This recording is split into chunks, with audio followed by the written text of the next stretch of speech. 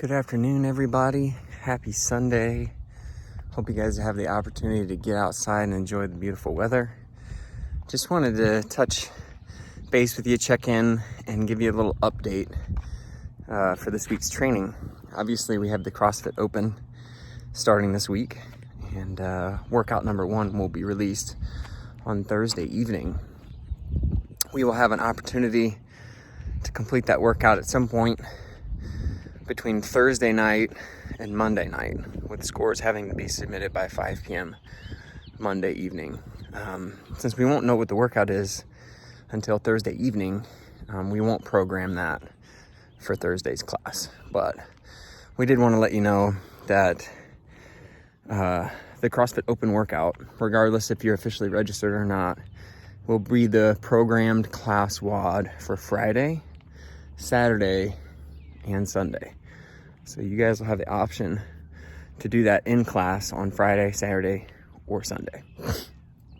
That being said, if you do the workout on Friday and you want to come to class on Saturday, or if you do the workout on Saturday and you want to come to class on Sunday, we will have some auxiliary work programmed for you to complete. Open athletes will take precedent over the auxiliary work. So if you're officially signed up for the Open, or you're part of the Share the Burden Intramural Open, you'll have the prime real estate, the pull-up bars that you need and the barbells that you need, and we'll kind of have the auxiliary bumped off to the side. The other thing that you guys need to know is they've kind of changed up the judging protocol this year. In years past, you had to have an official judge, or you had to video record your workout and submit that for somebody else to judge and verify your score. Because they have 2 steps of the qualification process this year, I think they're being a little bit more lax with the first step of the Open. So you don't need an official judge for step 1 of the Open. That being said, and we've put this in our communication with you guys already, just want to reiterate this stuff. That being said, if you officially register for the Open, meaning you went to games.crossfit.com and you signed up and you paid the $20 fee, if you think that there's any chance that you might make it into the top 10% of your age bracket, you have to have an official judge and or video record your score. Very few people traditionally have moved on past round 1. The qualification process, especially for people under the age of 35, was incredibly difficult. My dad actually moved on to the next round last year in the 60 plus category.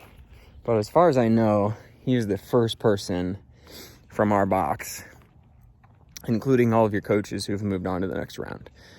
That being said, with the top 10% being taken this year, I honestly think we'll probably have somewhere between 5 to 10 people from our box move on through this first qualification process. So if you think that might be you, you need to have myself, Grant, Elise, or Steve Smiley judge you in a workout. And if we're not available to judge you during a workout, say maybe you come to class on Friday morning and you can't come on Saturday or Sunday, you need to make sure that you bring your video camera with you. And by video camera, I mean your phone. I do want to let you guys know that some of these workouts last between 10 to 20 minutes. So you need to make sure you have free space on your phone. That would be the worst thing ever, to get a really, really good score and then walk over to your camera and realize that it's shut off halfway through your workout, and then you have to redo the whole thing. I know we have a lot of new athletes at our box this year coming over from other boxes. This is not an attack on those boxes. However, I just want to make sure that you guys understand how serious the judging process is. So I, as the CrossFit affiliate owner, have to verify all of the scores.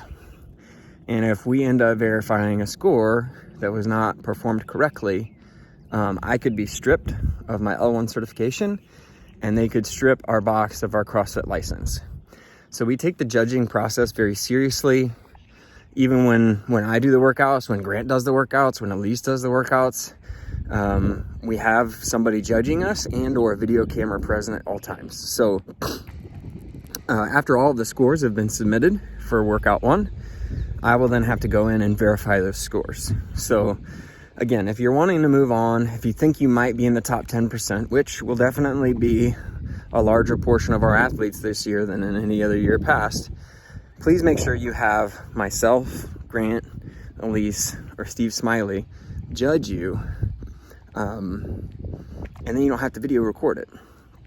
Now, to be fair, our classes are an hour long. We've got a warm up, we've got a cool down, and we've got other people attending.